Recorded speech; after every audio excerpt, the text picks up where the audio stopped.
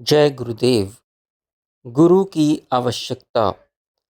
जहाँ तक हो, शास्त्र की मर्यादा की रक्षा करना ही कर्तव्य है, क्योंकि शास्त्र ही मेरी प्राप्ति के पथ प्रदर्शक हैं। उनकी विधि के अनुसार गुरु करना ही आवश्यक है, क्योंकि तुम अनादि काल से अविद्या युक्त हो। इसलिए तुम्हें स्वयं आत्मज्ञान नहीं हो सकता। तुम्हें ज्ञान देने के लिए किसी अन्य तत्वज्ञानी गुरु की आवश्यकता है। राम अवतार में मैंने गुरु वशिष्ठ मुनि से उपदेश लिया।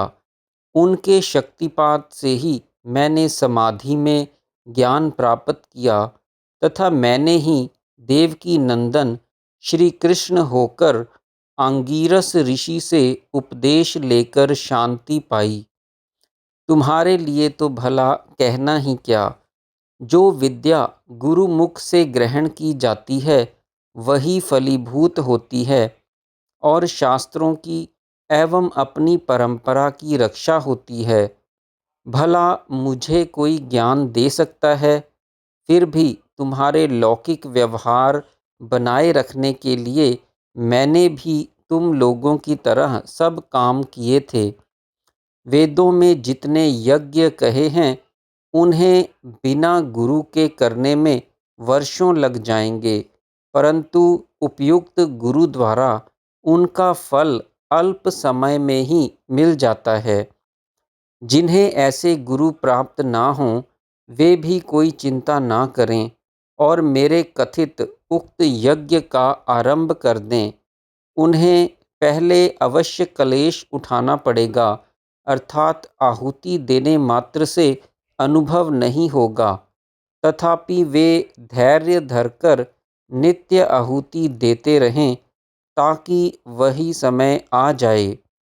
यदि यज्ञ करने वाला उत्साही तीव्र संवेग से व्याकुल हृदय होकर हवन अर्थात पूरक कुंभक रेचक करता रहेगा, तो वह भी उसी तरह शीघ्र प्रयाग में पहुंच जाएगा।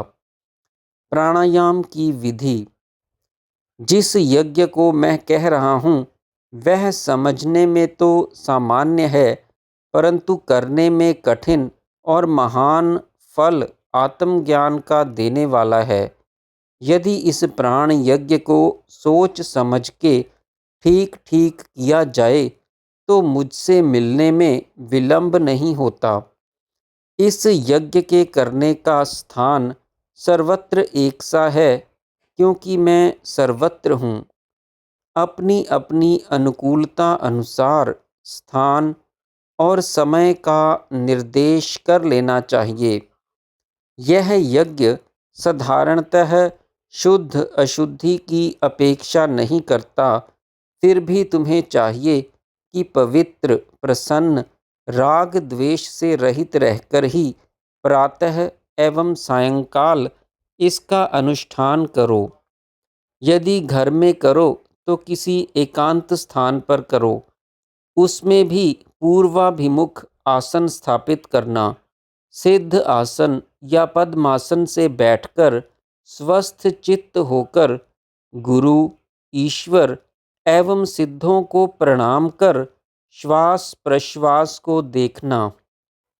यदि उस समय सुषुम्ना चले तो मन एकाग्र करने में कोई कठिनाई नहीं होती, इसलिए सुषुम्ना को चला लेना चाहिए। आसन जमाने के पश्चात प्राणायाम करना है। महर्षि पतंजलि के कथनानुसार श्वास प्रश्वास गति विच्छेद का नाम प्राणायाम है। यह प्राणायाम बाह्य, अभ्यंतर और स्तंभ वृत्ति है। वह भी देश काल संख्या के द्वारा परिदृष्ट होकर दीर्घ और सूक्ष्म होता है।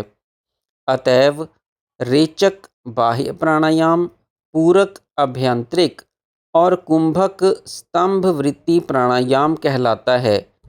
अर्थात यथासाध्य श्वास बाहर रोकना, यथासाध्य ऊपर खींचना और स्वशक्ति अनुसार कुंभक करके रोक लेना प्राणायाम कहलाता है। इसमें पूरक करने से प्राण का हवन, रेचक करने से अपान का हवन एवं कुंभक द्वारा प्राण अपान को मिलाने से प्राणायाम परायण होना कहलाता है। यही यज्ञ मैंने गीता में कहा है। प्राणायाम का फल: जब तुम्हारे प्राण अपान मिल जाएं, अर्थात कुंभक हो जाए, तब मूलाधार में मन को लगाना। वहाँ पर आधार शक्ति कुंडलिनी सोई है। इस प्रकार प्राण अपान के योग से वह आत्म शक्ति सहसा जाग उठेगी। उसका जागना ही तुम्हारे साधन का फल समझा जाएगा। जब तक वह नहीं जागे तब तक तुम उसी तरह नियमित रूप से यज्ञ किया करो। जब वह जाग जाए तब तुमको कुछ करने की आवश्यकता नहीं। कुंडलिनी के जागने से चुपचाप आसन पर बैठने से ही वह शक्ति सब कुछ स्वयं कराएगी। यज्ञ करते समय यदि तुम्हारा मन इधर उधर भागे तो शरीर में स्थित नाड़ियों में प्राण का संचरण देखना। ईड़ा, पिंगला, सुषुम्ना ये 3 नाड़ियाँ मुख्य कहलाती हैं, जिनमें प्राण की गति देखी जा सकती है।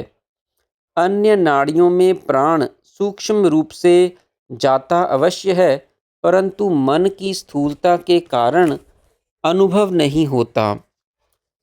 वैसे तो शरीर में 3.5 लाख नाड़ियां हैं। जैसे पत्तों में सूक्ष्म अति सूक्ष्म शिराएं होती हैं, इसी तरह तुम्हारे शरीर में ये सब नाड़ियां हैं। 3.5 लाख नाड़ियों में से भी 72,000 में ही प्राण का संचरण होता है। अन्य नाड़ियों में शरीर का व्यापार नियमित न होने से प्राण नहीं जा सकता, इसलिए शरीर एक सा नहीं रहता। योग शास्त्र कथित नाड़ी शुद्धि अर्थात शरीर शुद्धि की क्रियाएं की जाएं तो समग्र नाड़ियों में प्राण संचरण हो सकता है। तब योग अभ्यासी का शरीर उसके वश में हो जाता है और साधक की इच्छा बिना उसका प्राण उसके शरीर को नहीं त्यागता। उसकी इच्छा मृत्यु होती है। इसलिए तुम्हें उचित है कि यही लाभ करो ताकि मुझसे मिलने में बाधा ना हो। यह शरीर विज्ञान का विषय मैंने तुम लोगों के कल्याणार्थ योग शास्त्र में कहा है। शरीर के मध्य में नाभि स्थान है और वहीं पर मैं वैश्वानर रूप में रहता हूँ। कुंभक प्राणायाम में तुम मुझे वहाँ जलता हुआ देखोगे। प्राणी मात्र में मैं ही अग्नि रूप से नाभि स्थान में रहकर प्राण और अपान के संयोग से 4 प्रकार के अन्न को पचाता हूँ। देह के मध्य में तप्त कांचन के सदृश त्रिकोण अग्नि का स्थान है। वह मनुष्यों में त्रिकोण, पशुओं में चतुष्कोण और पक्षियों में वृत्ताकार होता है। तुम मुझे कुंभक करके वहाँ तप्त सुवर्ण की तरह प्रकाशमान देखना। मूलाधार से ही सब नाड़ियों की उत्पत्ति होती है, इसलिए इसको मूल आधार कहते हैं। यहाँ से कुछ नाड़ियाँ ऊपर और कुछ नीचे को विस्तृत होती हैं। मुझसे मिलने वाले को इस मूलाधार के पास आना पड़ता है। इसका रास्ता बंद है। अंतर में जाने का द्वार यही है। प्राण की सहायता से इसमें प्रवेश किया जाता है।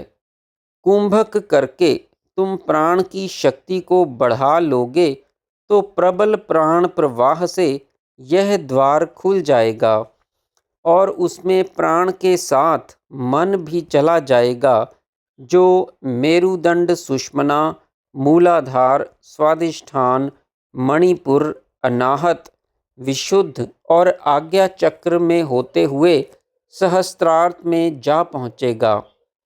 यह सहस्त्र दल कमल वाला सहस्त्रार्थ ही मेरा परम धाम है।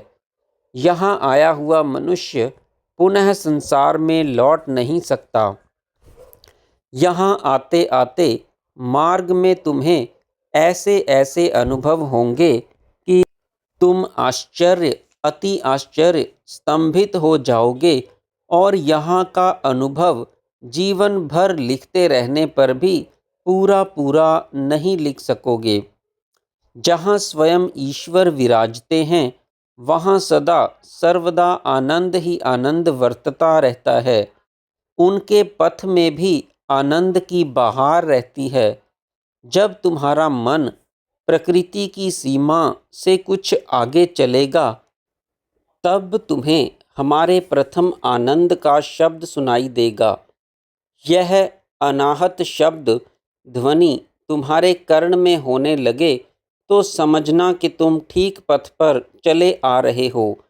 इन ध्वनियों की मधुरता में तुम्हारा मन निमग्न हो जाएगा, तुम्हें अपना ज्ञान नहीं रहेगा। यह दिव्य ध्वनि सुनते ही तुम्हारे कर्ण कपाट खुल जाएंगे, सब दिशाएं तुम्हारा सत्कार करेंगी। दिव्य गंध का सौरभ तुमसे सहा नहीं जाएगा। दिव्य ज्योति का प्रकाश तुम्हारी सुध बुध को हर लेगा।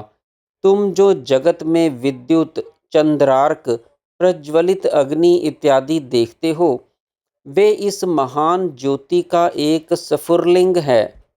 तुम्हें आश्चर्य होगा कि यह सब मुझसे बहुत दूर है, फिर भी तुम्हारे लिए तो ये दिव्य वस्तु महान है। इनकी प्रभा से ही तुम अपने अस्तित्व को खो दोगे। फिर यदि मुझसे मिल गए तब तो कहना ही क्या। जिससे सब प्रभा पाते हैं मैं वही हूँ। मेरे सदृश ब्रह्मांड में और कौन है, मैं स्वयं ही हूँ। तुम्हारा अभ्यास जैसे जैसे बढ़ता जाएगा वैसे अनुभव भी उत्तरोत्तर अधिक अधिक होते जाएंगे। तुम देखोगे कि कोटि कोटि ब्रह्मांड मैंने किस प्रकार धारण किए हुए हैं और उन्हें मैं कैसे चलाता हूँ। उत्पत्ति, स्थिति और प्रलय अंतर में क्षण क्षण देखोगे। इन सारे चमत्कारों से निवृत्त होकर तुम जब प्रतिभा को प्राप्त होगे तब मेरा सब कुछ जान लोगे। मेरी महिमा का ऋषियों ने नाना प्रकार से वर्णन किया है। ब्रह्म सूत्र मेरा ही निर्देश करता है। सर्वप्रिय मैं ही सब यज्ञों का भोक्ता हूँ। तुम लोग मुझसे ही मिलो। योग यज्ञ का बड़ा साधन प्राणायाम है और हवन की सामग्री वासनाओं की तिलांजलि देना है।